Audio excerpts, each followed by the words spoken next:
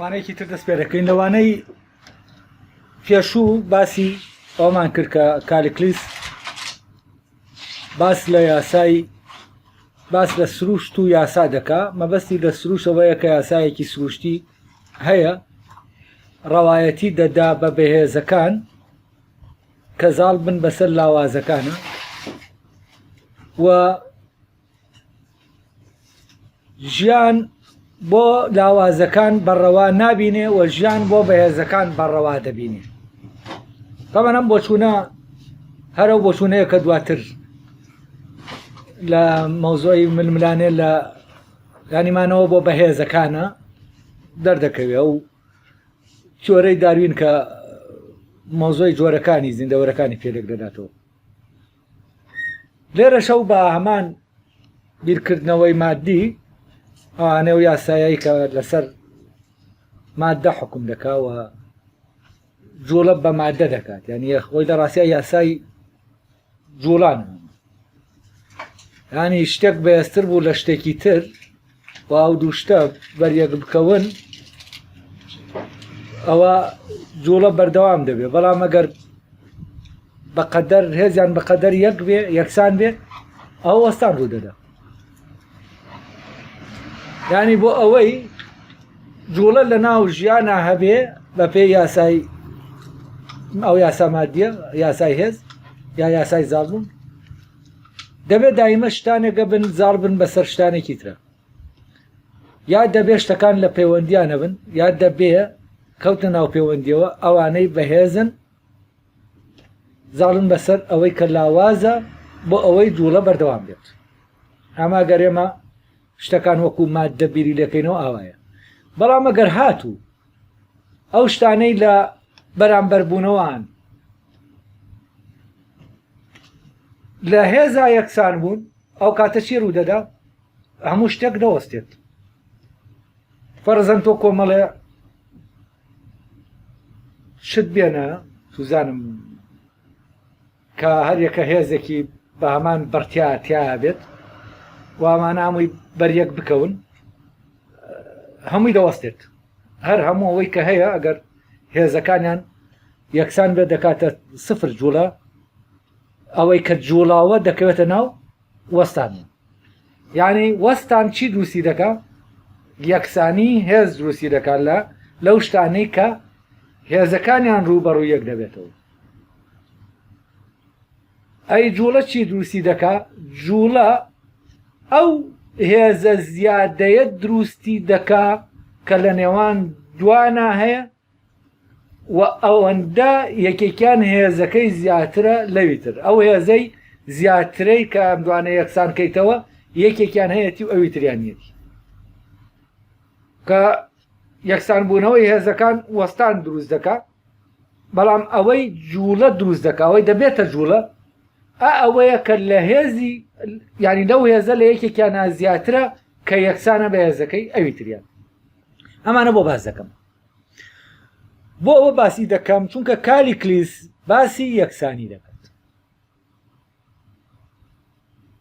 و باسی ئەوە دەکا سروشت بە یاسای زاڵیەتی کار دەکات، ئەوەی زاڵە ئەوە چاکە، ئەوەی لاوازە و ئەم زاڵ بۆ بەسەریا ئەوە خراپە و ئەمە قانونێکی سروشتیە، خراپە بۆیە لاوازە، ینی لاوازە یا لاوازە بۆی لاوازیەکەیەوە خراپە، هەموو لاوازیەک خراپە، هەموو بەهێزیەکیش چاکە. لێرە کە ئەمە ئاوابوو بەهێزی ینی بەهێزی هەرچی کرد ئەوەش چاکە، بەهێزی ئەگەر ینی شتێک بەهێز بوو بەهۆی بەهێزیەکەیەوە زاڵ بوو بەسەر شتێکی تریشە شتێکا کە لەو لاوازترە ئەوە چییە؟ ئەوە چاکە، چونکە هێز چاکە بەهێزی چاکە ئەوە زاڵیەتیش بەمان شێوە چاکە. با بزانی چی دەڵێ. تەمان لێرە مۆزوعەکە یەکسانی و جیاوازی نییە، ئەوەی ینی جیاکاریە، تەمیز. جیاوازی ڕەبتی بە چۆنیەتیەوە هەیە، جیاکاری ڕەبتی بە چەندیەتیەوە هەیە. یعنی شتێک دووشتمانەیە یەکێکیان هێزی زیاترە لەویتر ئەوە جیایە لەو نەک جیاوازە لێ شتێکمان هەیە گەورەترە لە شتێکی تر کە ئامان چۆنیەتی هەیە ئەوە بەو چۆن بەوەی کە گەورەترە جیاواز نییە لەم جیایە لەم ئەوەی کە ڕەبتی بە چەندیەتیەوە هەیە ئێمە دەکرێت پێی بڵێن جیایە بەس ئەوەی کە پەیوەندی بە چۆنیەتیەوە هەیە پێی دەڵێن جیاوازە لە نێوان چۆنیەتیەکانە زاڵبوون و ململانێ نییە یعنی شکڵێک لەگەڵ شکڵێکی ترا ململانێ لە نێوانیانە نیە بڵێن ئەم شکڵە زاڵ دەبێ بەسەر ئەو شکڵە بەڵام مەوزوعی زاڵبوون لە نێوان زۆر و کەمایە ینی مۆزوعی زاڵبوون دایمە چییە چەندجێتیە فەرەزان شتێک تۆخە شتێک کاڵە ئەگەر ئەم دوانە تێکەڵکەی تۆخەکە زاڵ دەبێ بەسەر کاڵەکە تۆخی وەکو وایە بڵێ شتێک چڕە وەکو چڕی وایە بڵێن چرترە ئەوەی چرترە ئەو شتەی کە چڕ نییە ینی هندەکە دەچێتە ناوی چڕی دەکاتەوە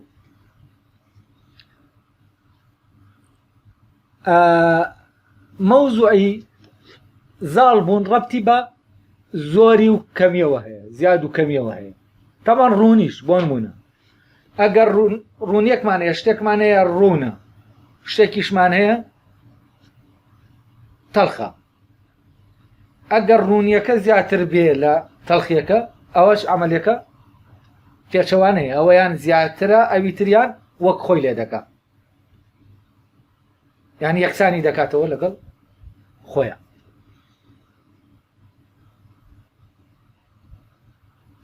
ئێستا ئەو مۆزوعی یەکسانە و کە دەڵێن یەکسانە هەر وشەی یەکسانە دەلال لە چی دەکات لە چەند دەکات چونکە ئێمە شێوەی یەکسانمان نیە شێوەکان یەکسان نابنەوە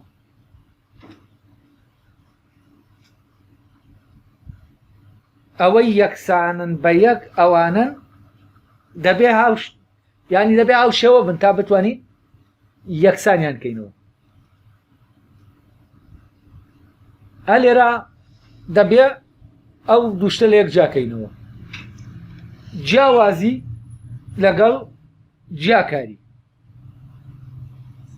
هەزەر جیاکاری کێ دەیکا کەسێک بەهێزە خۆی جا دەکاتەوە لە لاوازەکان مۆزوعی عنسوریەت کە لێرەوە دروست دەبێت ینی توخمەکەی خۆی بە بەهێزتر دەزانێت لەویتر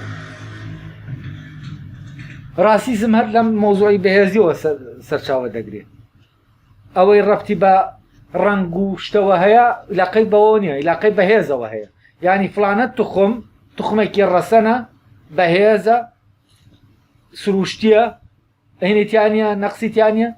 لەبەرەوەی نەقسیتیانە ئەمە دەبێ بمێنێتەوە ئەوەی ناقسە دەبێ نەمێنێت تاوان ئەو تەسەورە هیتلەریە کە هەبوو هیتلەر لەسەر ئەم تەسەورە شتەکانی بینا دەکرد تەنانەت بەرامبەر ئەڵمانەکانیشانی ئەو ئەڵمانانەی ئەگەر ئەڵمانێک لە ڕووی جەستەییەوە نەقسێکی تیا وایە ئەو ئەڵمانێکی خراپ بوو ئەگەر نەقسی تیا وایە ئەوە دەخرایە ڕیزی خراپەکانەوە هەر هیتلەر خۆی دەڵێت دەبێ هەرموو تاکێکی ئەڵمان دوو شایەدەی هەبێ یەکێکیانی لە ساغی ئەوی تریانی پیشەیەکە فێری دەبێت ئەمە تەمیزە تەمیزی عنسوری کە دەڵێن تەمیز ینی جیاکاری نەک جیاوازی جا یەکسانی بەرامبەر چی دەوەستێتەوە بەرامبەر جیاوازی نییە بەرامبەر جیاکاریە کە تۆ لەسەر ئەساسی هێز بەهێزەکان جا دەکەیتەوە لە لاوازەکان و بەهێزەکان بەرز دەکەیتەوە بەسەر لاوازەکانە ئەمە چیت کردووە ئەمە جیاکاریت کردووە و ئەم تەسەورەی کە لێرە ئێمباسی دەکات کاری کلیس بە ناوی سروشتەوە تەسەورێکی جیاکارانەیە بەڵام لە بەرامبەر ئەم جیاکاریە چی هەیە؟ یەکسانی هەیە. بەڵام یەکسانی و جیاکاری هەردووکیان سەر بە سیستەمی هێزن، یعنی هەردووکیان چین؟ لە ڕاستیە هەردووکیان بەپێی یاسای زاڵیەتی دەچن بەڕێوە. ئەمیان نەفی زاڵیەتی دەکە ئەویان قبولی زاڵیەتەکە دەکە.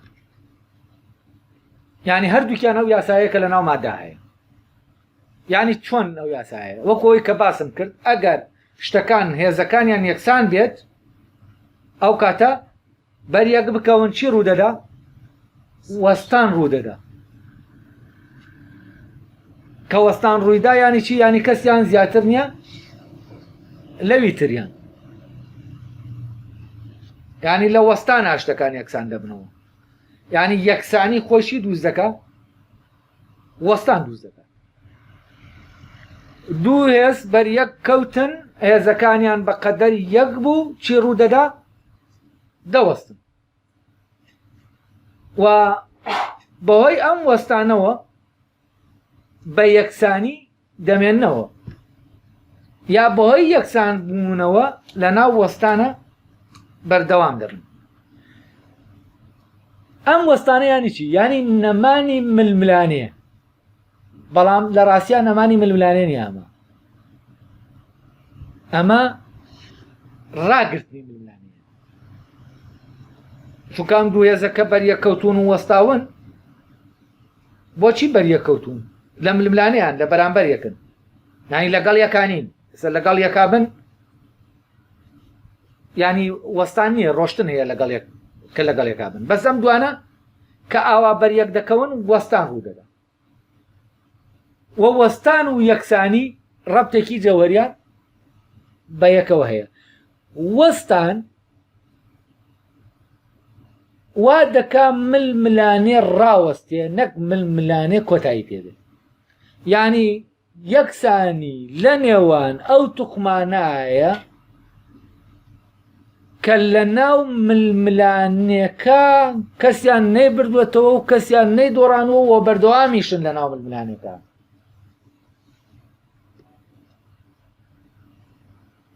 یعنی ئەگەر بێت و یەکێکیان هێزی زیاد بکە، ئەوە چی ڕوودەدا؟ ئەوە یەکسانیەکە نامێنێت، تەوازنەکە نامێنەوە، جوڵە دەست پێ دەکاتەوە. کەواتە ئەم دوانە کە کالیکلیس باسی دەکا، هەردووکیان ڕەب، یعنی هینێکی یاسایەکی فیزیکین و ڕەبتی بە هێزەوە هەیە، بە مەعنا فیزیکەکەی. جا ئەو دەڵێ چی؟ دەڵێ یاساکان ئەو خەڵکە لاوازەکە دایناوە بۆچی؟ بۆ ئەوەی ئەم یەکسانیە دروستکە. ئەی یەکسانی چییە؟ یانی ڕێگیریکردن لە مەوزوعی زاڵبوون. ئەوەنا نظامەکە هەر هەمان نظامە، نظامی هێزە. یعنی یاساکە هەمان یاسایە کە یاسای هێزە. ئەوەی یعنی دووشت کە یەکسان دەبنەوە بە یاسای هێز یەکسان دەبنەوە. و پەیوەندیەکەیان هەر پەیوەندی هێزە. وەکو چۆن ئەگەر دووشت یەکێکیان زاڵ بوو بەسەر ئەوی تریانە بە هێزەکەیان زاڵ بوو بەسەر لاوازەکەیانە، ئەوی ژەر بە پێی یاسای هێز ئەمە ڕوودەدا. لەبەر ئەوە ئەگەر بێت و یاسای زاڵبوون یاسایەکی سروشتی بێ، ئەوە دەبێ یاسای یەکسانیش یاسایەکی سروشتی بێ. یعنی هەردووکیان سروشتین، بەس کالیکلیس دەڵێ یەکێکیان سروشتی نییە، ئەویان سروشتیە. یەکێکیان سروشتینی، ئەوی تریان سروشتیە. جا لێرەوە دەڵێ یاسا چییە؟ ئەوە یاسایە کە کۆمەلگا دایدەنێن. یاسا لاوازەکان دایدەنێن بۆ ئەوەی ئەو نەوەی کە پەیدا دەبێت لە ڕووی هێزەوە هەمویان یەکسان بن.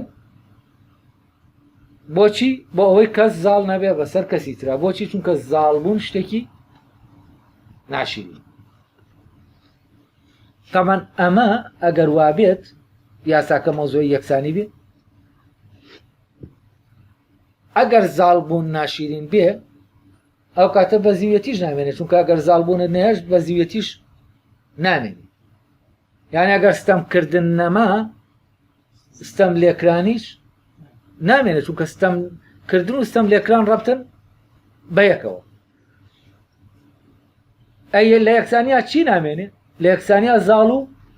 بەزیو نامێنێ خۆی یەکسانی نەفیکردنەوەی زاڵ و بەزیوە بەڵام لە ناو یەکسانیشە هەرچی هەیە ئەوەی کە هەیە بەرامبەر بوونەوەیە بەڵام ئەم بەرامبەر بوونەوەیە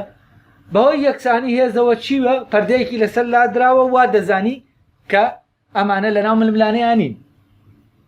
ئەمانە لەناو ململانەیان بەڵام بەهۆی یەکسانی هێزەکەیانەوە زاڵ نابن بەسەر یەکترا ئەوەنا لەناو بەرامبەربوونەوە ململانیان کەواتە پەیوەندیەکەیان هەر پەیوەندی چییە؟ پەیوەندی ململانێ و زاڵبوونە بەڵام ئەوەی نایەڵێ زاڵبوونەکە ڕوو بدا یەکسانی هێزەکان جا دەڵێ چی دەکەنەوەن؟ ئەڵێ لاوازەکان ئەڵێ لەبەر ئەوەی ناتوانن بگەن بە پلەی ئەوان یعنی لاوازەکان ناتوانن بگەن بە پلەی بەهێزەکان دێن فێڵێک دەکەن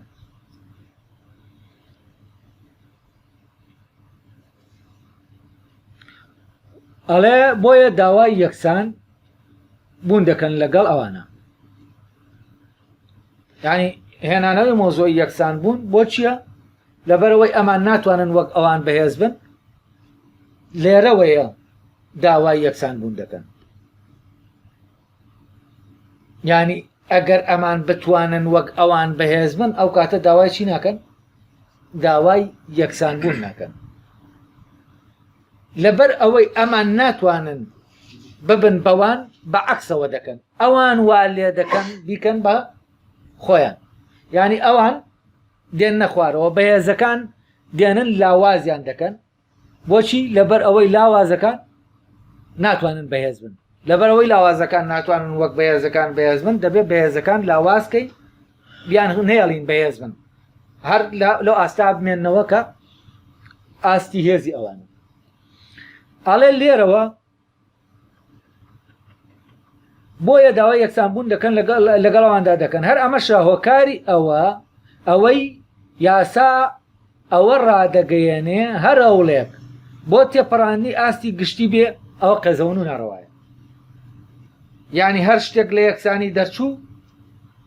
قەزەون و ناڕەوایە تەبان ئەوەی لە یەکسانیەکە دەردەچێ لە ڕاستیا بە دوو بارە لە یەکسانیەکە دەردەچێت ئەگەر بەهێزتر بێوە لە ئاستە گشتەکە دەرچووە ئەگەر لاوازتریش بێ هەر لە ئاستە گشتەکە دەرچووە یعنی مەوزوعی یەکسانی چی نایەڵێ هەر زاڵی و بەزیوی پێکەوە نایەڵێ ئەوە نییە کە وەکو بڵێ بەزیوەکە بێڵێتەوە زاڵیەتەکە نەیەڵێتەوە کە تۆ زاڵەکە دێنە هێناتە خوارەوە هێزەکەی کردت بە هێزی بەزیوەکە و کاتە بەزیوەکەش وەک بەزیو نامێنێ زاڵەکەش وەک زاڵ نامێنێ ینی هیچ کامیان نامێنێ ئەوە نییە کە تۆ زاڵەکە دەکەی بە بەزیو ینی زاڵەکە دێنیت زاڵەکان دێنیت دایانخەیتە ڕیزی بەزیوەکانەوە تۆ دابەزانی زاڵەکە بۆ ئاستی بەزیوەکان ئەو بەزیویەکان چیان نامێنێ بەزیویەتیان ئەوانیش نامێنێ بۆچی چونکە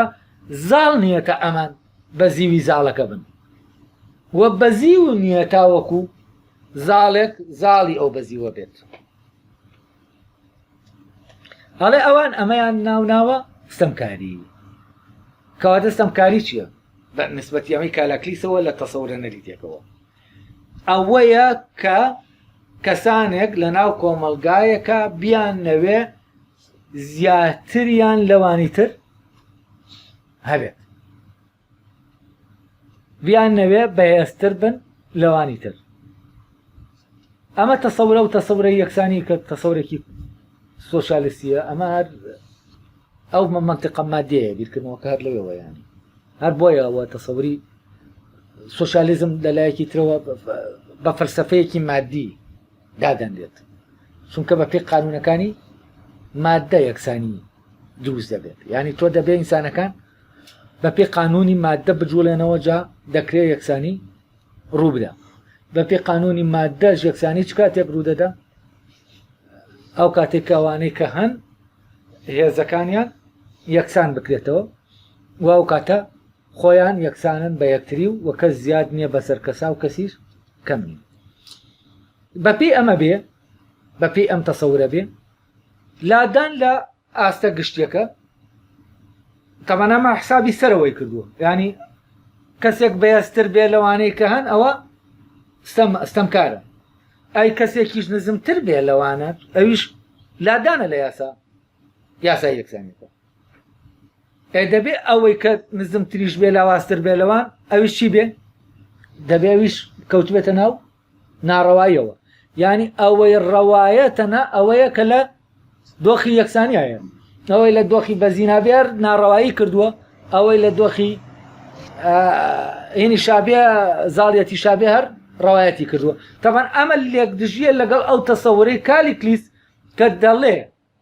ئەوانەی کە دەڵێن ستەم لێکران ستەمکردن قەزەومترە لە ستەم لێکران ئەڵێ ئەوانە کۆیلەکان و ئەوانن داوای یەکسانی دەکەن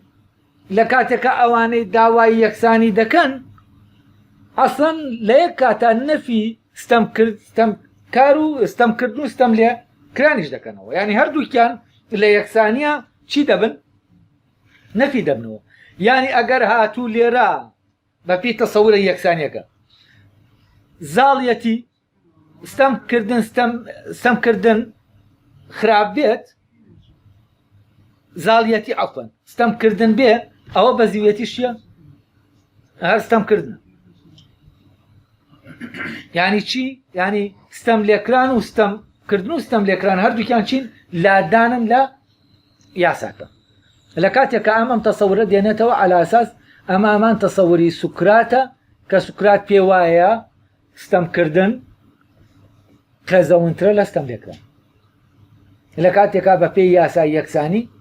چۆن ستەمکردن قەزەونە ستەم لێکرانیش هەر قەزەونە بۆچی چونکە لادانە لە یاساکە و ناڕەواییە بە پێی یاساکە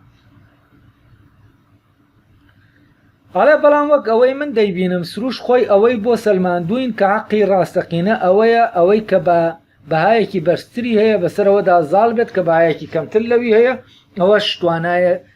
بەتوانایە سەرکەوێت بەسەر ئەوەدا کە پەککەوتەیە ئێمە ئەمە لە هەموو شتێکدا دەبینین چ لە گیانی مرۆییدا چ لە گیانی زیندەوەرەکاندا یان ئێمە یاسایەکی گشتیە بۆ هەمان بۆ حیوانات و بۆ ئینسانیش لەبەرەوە یاسایەکی گشتیە و گشت محکومن بەو یاسایە کەواتە ئەوە یاسایەکی ڕەوایە هەروەها ئەمە لە ناو شارەکان و بنەماڵەکاندا دەبینین ئەمە لە ڕاستیدا وایە و ئەوەی ڕەوایە ئەوەیە کە لە زاڵبوونی بەهێزەکان بەسەر لاوازەکاندا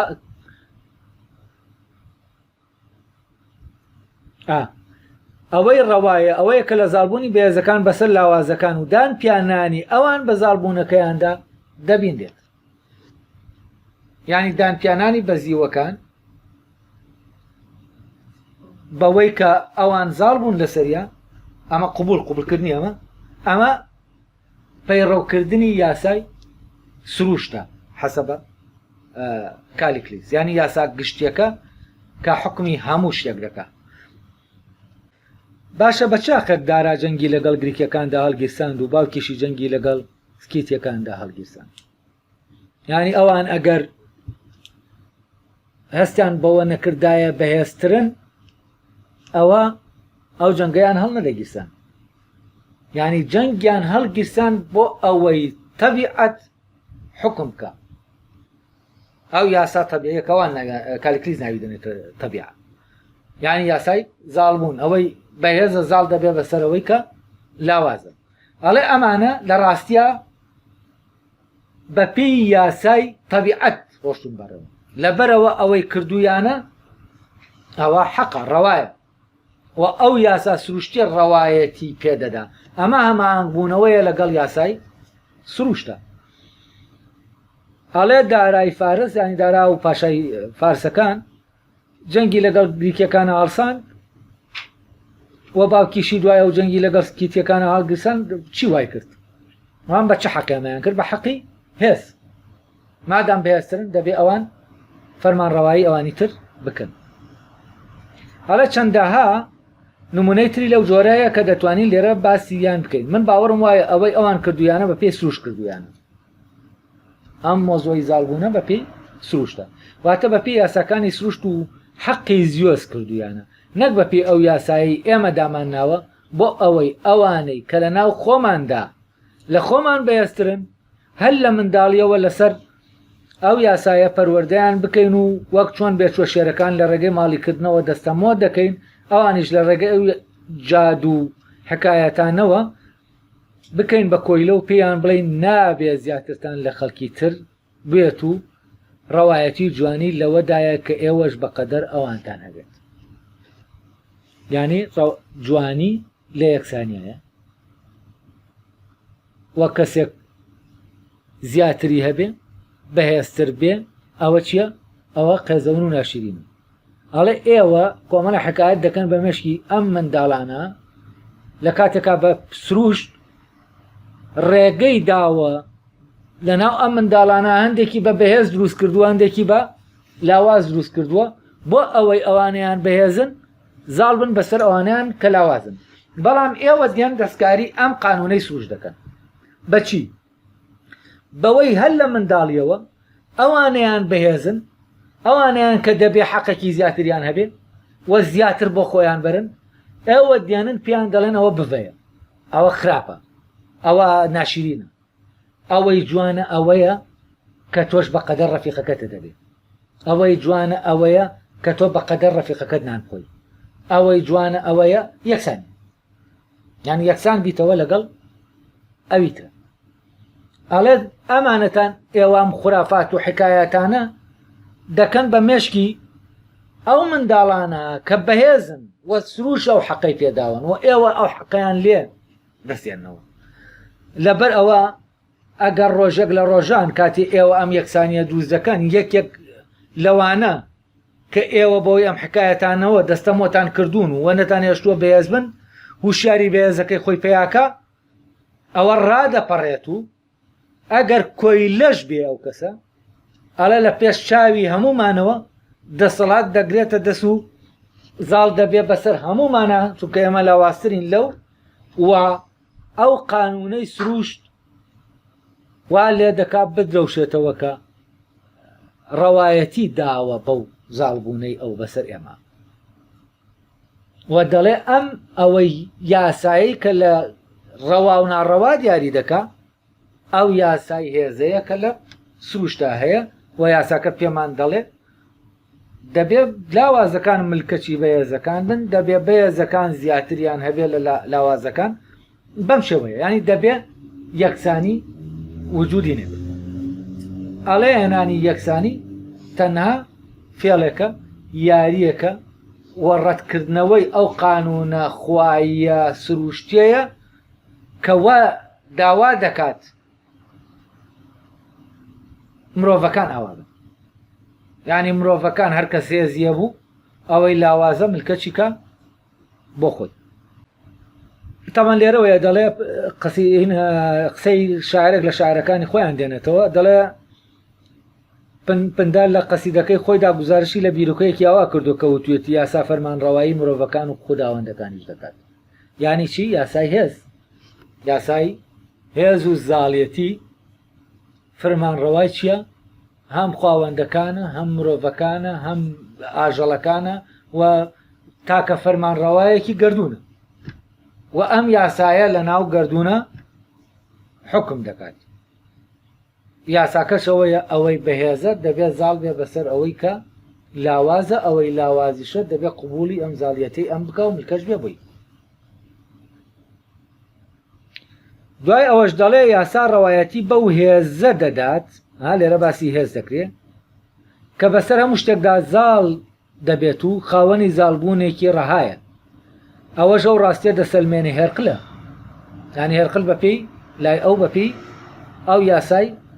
هێزە جوڵاوەتەوە. ئەو کارەکەی خۆی دەکرد بەبێ ئەوەی باجی کارەکە بدا، ینی ئەو کارەکانی خۆی دەکرد بەبێ ئەوەی باجیان بدا. بۆچی باجی نەدەدا؟ چونکە لەبەرەوەی بەهێزە و بەوەی هێزەکەیەوە لاوازەکانی شتی لاوازەکانی دەبرد بەبێ ئەوەی هیچ حەقێکی لێ بکرێتەوە لەبەرەوە هێزیە بوو کەس نەیدەتوانی حەقی لێ بسێنێتەوە و ئەو لێرە ناحەقی نەکردووە بە حەقی ئەو حەقی سروشتەیشی کردووە یعنی بە پێی یاسای سروش ڕۆشتە بەرەوە تەوا نمونەیەک دێنێتەوە دەڵێ قەسیدەکەم لەبەر نییە بەڵام مەبەستی شاعرەکەی کام شتەی وتووە ئەوەیە هێرقل بەبێ ئەوەی گاکان لە جەبریۆن بە دیاری وەرگرەیە بە پارە بیان کڕێ بە پێی یاسای سروشت بە بەرچاویەوە دەیانبات بۆ خۆی بۆ ئەوەی نیشانی بدات گاو هەر شتێکی تریش کە لە کەسێک خاوەنێتی ئەوەیە کە لەو بەیەسرە یعنی هێرقل گاو شتەکانی بردووە مڵک و ماڵی ئەو کابرایە بردووە نەک بۆ ئەوە مڵک و ماڵەکەی دەوێت بۆ ئەوەی نیشانی بدا ئەو یاسای حکم دەکا نیشانی بداکە ئەو یاسایە یاسایەکی ڕەوایە ئەویش ئەوەیە بەهێزەکان دەبێ زاڵ بن بەسەر لاوازەکانەوە لاوازەکانیش دەبێت ملکەچی بەهێزەکان بن ئەگە لێرەم لە حەزتان کردی بێ سێر دەکەین لێرە کالی کلیس ئەوەی کە دەیەوێ بیڵێ بۆ ئەوەی دافعە لێرە بۆ ئەوەی کەسێک مڵک و ماڵی کەسێکی تر بەرێ بەبێ ئیزنی خۆی وڵە بەبێ ئەوەی بە دیاری دابێتیە یا کڕی بێتی مۆزوعەکە لە مڵک و ماڵەکانی مۆزوعەکە لە چیایە لە زاڵبوونەکەیە یعنی قانونەکە داوای زاڵیەتی دەکا نەک داوای مڵک دەکات مۆزوعەکە زاڵیەتیە ینی مڵک خوازی لە پێناو دەسەڵات خوازیایە یانە سەد دووش دەیە یەکێکیانەوەیە کەسێک دەسەڵاتی دەوێت بۆ ئەوەی مڵکی دەستکەوێت کەسێکەیە مڵکی دەوێت بۆ ئەوەی دەسەڵاتی دەستکەوێت ئێستا مەتا حەدێک بە ڕۆشنی لە نێوان ئەوروپا و ڕۆژهەڵاتە دیارە ئەوروپیەکان مڵکخوازن نەک دەسەڵات خواز ینی دەسەڵاتیان بۆ مڵک دەوێت بەڵام ڕۆژهەڵاتیەکان مڵکیان بۆ دەسەڵات دەوێت ینی مڵک لە پێناو دەسەڵاتە یعنی ئەوان دەسەڵات خوازن ئەوان مڵکخوازن لێرە باسی چی دەکە یعنی ئەگەر بە پێ ئەمەی ئەم بێت ئەوەی کە یاسای سروش جێبەجێ دەکا ڕۆژهەڵاتیەکانن چونکە ڕۆژهەڵاتیەکان مڵکەکە مۆزوع نیە لەلایەن مڵکەکە شتێکی وەسیلەیە بۆ زیاتر زاڵبوون بەسەر ئەوانی ترە یعنی ئەمە مڵک ئەوانە مڵکیان ناوێت بۆ ئەوی خۆشی لە مڵکەکە ببینن مڵکیان دەوێت بۆ ئەوی خۆشی لەوە ببینن کە لە ڕێگەی مڵکەکە وازکەن زاڵن بەسەر ئەوانەی کە مڵکیانی ئەوان لاوازترن ئەڵێ بۆیە لێرە دەڵێ ئەڵێ هێرقلکە ئەوەی کرد دەیویست ئەوەی نیشان بدا کە ئەوەی بەهێزە ئەوەی لاوازە ئەو مڵکەی هەیەتی هی خۆی نییە و هی بەهێزەکەیە و بەهێزەکە هەموو شتێک بۆ بەهێزەکە ڕەوایە و بەهێزەکەش دەبێت لە هەموو شتێکە ملکەت بێ بۆ ئەو ئەمە تقریبان وەکو سندنی باج وایە جاران سندنی باج لە مۆزوعەکە لە باجەکە نەبوو کە باجەکە دەسێنێ مۆزوعەکە ئەوەیە ئەم باجە نیشانەی ملکەچبوونە بۆ ئەو هێزەی کە هەیە وەکو چۆن لە وانەکەی پێشوو باسم کردوتم نەریتەکە مۆزوع نییە نەریتەکە تەنها کاتێ ئەوی تر وەری دەگرێ لاوازەکە لەوێەوە وەری دەگرێ کە دەبێتە نیشانەیەک بۆ ئەوەی کە بڵێ من ملکەچی تۆم ئاین لێەوە شتەکەی دەبێت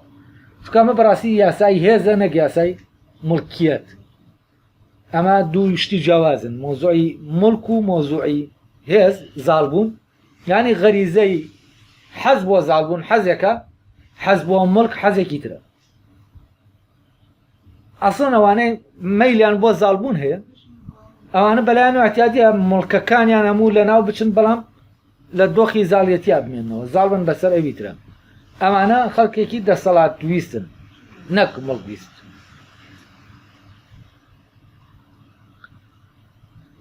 تاوان دوایەوەی تر کالیکلیس وەکو وا بێت ئەمەی کە باسی کردووەم شیکردنەوەی کە کردوویەتی بۆ مۆزوعی سروشت و یاسا